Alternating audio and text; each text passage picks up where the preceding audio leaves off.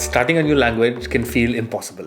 When you're beginning, it feels like you're getting nothing done for a very long period of time. I tell people that I speak 9 languages. And when they ask me which ones, I kind of hesitate when it comes to around Dutch because all I can do is introduce myself and talk about my week. A little bit about my week. How does that qualify? With that, if I say that I can speak Dutch, then what about my French? Is it also as mediocre or less advanced as my Dutch? I made this video where I actually spoke in Dutch for a bit. Dit jaar, ik heb in een kleine boerderij gewerkt. Nederlandse boerderij gewerkt. De familie spreekt heel goed Engels. It was not too long. The Dutch part was really short, but that was not memorized from a script. That was really the words I know, the sentences I know, I'm familiar with. The thing is, when you're learning a new language, you need to attach it at one point to your identity. Like, yeah man, this is the amount of Dutch I speak. I can introduce myself. I know a couple of songs, and that's it. If I didn't do that, I'll probably never learn the language. And that's where people get stuck. They want to be too humble or accurate because they've been ridiculed. Then they don't learn new stuff. When I meet a Dutch person, I tell him I speak Dutch. And he says something and I don't understand. And he laughs about it. I laugh with him. And then, no, wait, hang on. What did you say though?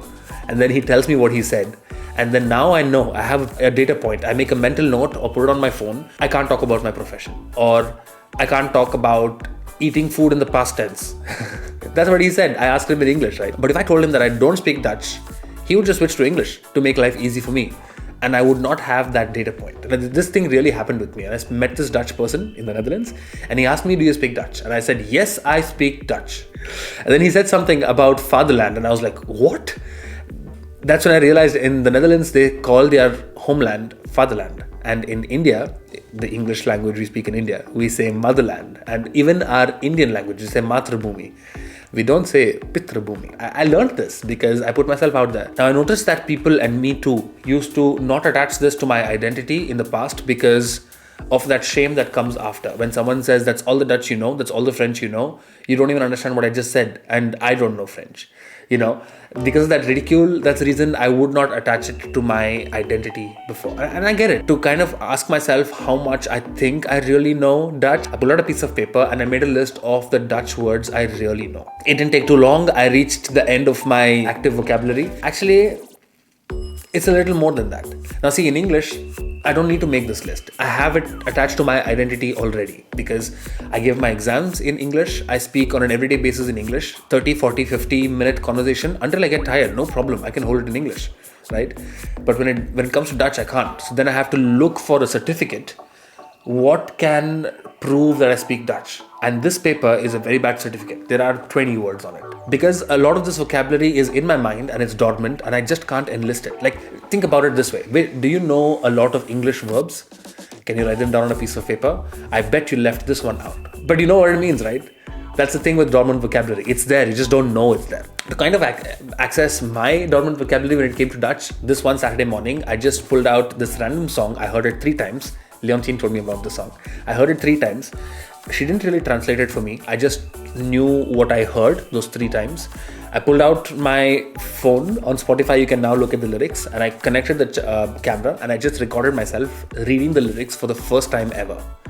And a lot of these words, I knew.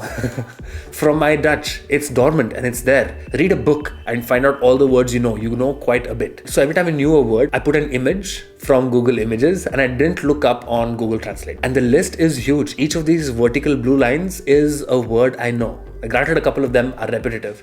But comparing my 20 word list with all these unique images, there's so many images. I know those words. Actually, I know more than those words because this is one random song with only these words. If I probably read a dissertation, I'll probably pick up other words that I also know. Thanks to my English, thanks to my French, and thanks to my exercise in Dutch. That's why you should attach it to your identity, even though you can only write 20 words down. If you know 2 sentences of Chinese from that one movie you saw, Mandarin Chinese, then don't say you speak Chinese. The real question is, are you really learning it on a weekly basis? If it's on a back burner and it's going slow, that's how I like to learn my languages. Put it up on the list. It's going to take a year or 2 or 5, but you'll get there. I'm not learning Latvian, for example. So even if I know 2 sentences in Latvian, 4 words in Arabic, I don't speak that language because I'm not even learning it, I'm not pursuing it, and I don't want to open any opportunities to hear these words. In Dutch though, I do. So don't lose heart. You have dormant vocabulary. You just don't know everything that you know. If you're struggling with failure when it comes to French or Dutch or any other language, then this video where I talk about failure is probably going to help you out. Remember, attach the language to your identity and keep learning.